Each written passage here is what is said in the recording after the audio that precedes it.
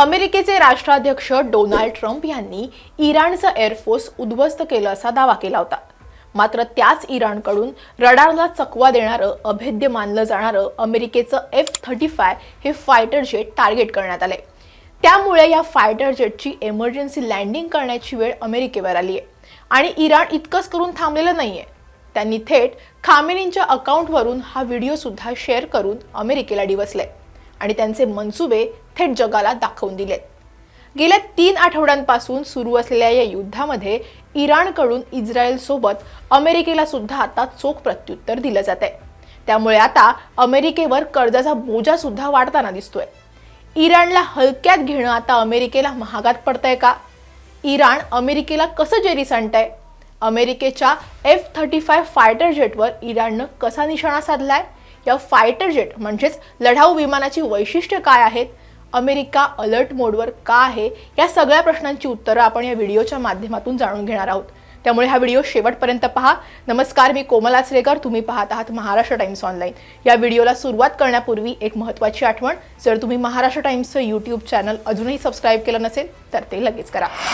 अमेरिकेचं F-35 fighter jet या एका विमानाची किंमत सुमारे 800 ते 900 कोटी रुपयांच्या घरात आहे। अमेरिका आणि इराण यांच्यात सुरू असलेल्या युद्धामध्ये अमेरिकन F-35 ह्या लढाऊ विमानाला इमर्जन्सी लँडिंग करावं लागले। अमेरिकेच्या F-35 लढाऊ विमानाचं इराणवरील लष्करी मोहीम पार पाडल्यानंतर गुरुवारी मध्य पूर्वेतील एका हवाई तळावर इमर्जन्सी लँडिंग करण्यात आलं। इराणमध्ये कॉम्बॅट मिशनवर असताना अमेरिकेचं F-35 विमान इराणच्या संरक्षण यंत्रणेच्या टार्गेटवर आलंय।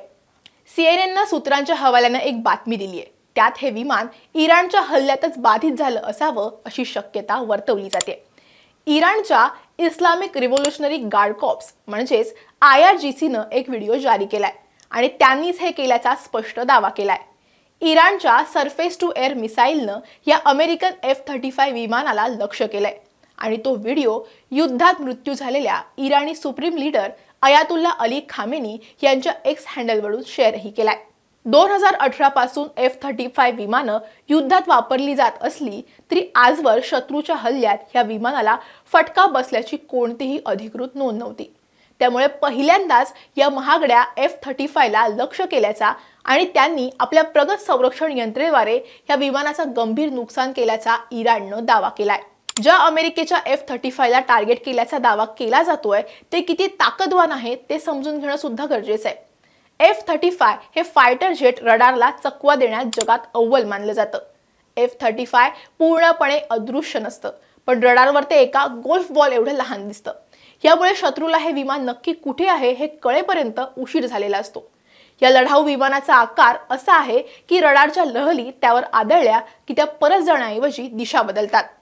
यावर रॅम कोटिंग केलेलं असतं, ज्यामुळे रडार लहरींना टाळू शकतं।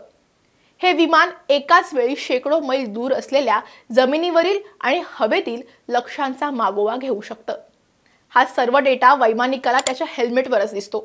विमानात बसलेल्या वैमानिकाला हेल्मेट माउंटेड डिस्प्लेमुळे त्याच्या पायाखालून जमिनीवर काय चाललं आहे हे सुद्धा पाहता येतं, कारण विमानाच्या चहूबाजूंनी कॅमेरे बसवलेले असतात। वैमानिकाला 360 डिग्री व्ह्यू या विमानात मिळतो।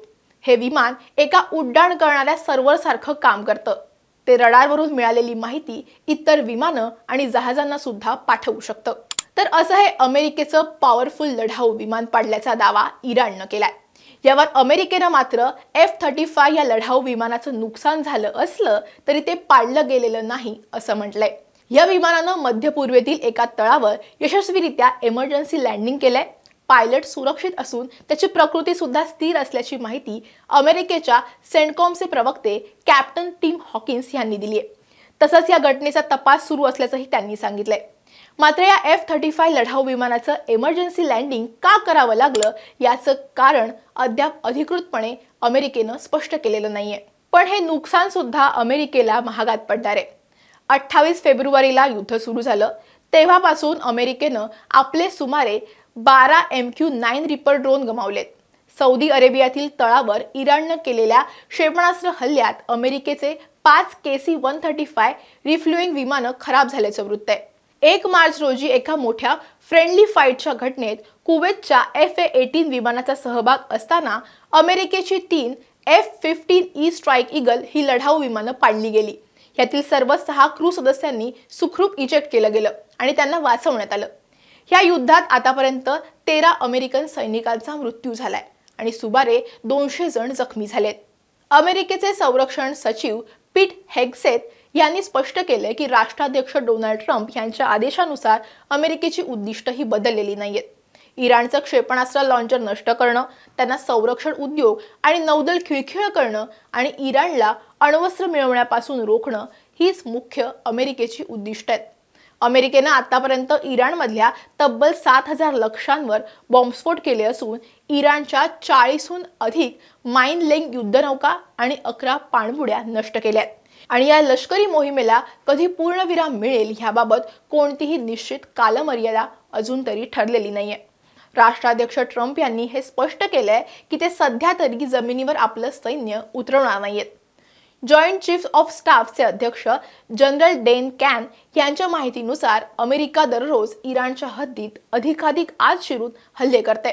मात्र इराणकडे अद्यापही मोठी शस्त्रसामग्री आणि क्षेपणास्त्र शिल्लक असल्याची कबुली त्यांनी दिली आहे. त्यामुळे हे युद्ध थांबण्याची चिन्ह नाहीयेत. या युद्धामुळे अमेरिकेवर आता आर्थिक दबाव वाढत चाललाय. जगातली सर्वात मोठी अर्थव्यवस्था असलेल्या अमेरिकेचं कर्ज आता झपाट्यानं वाढतंय.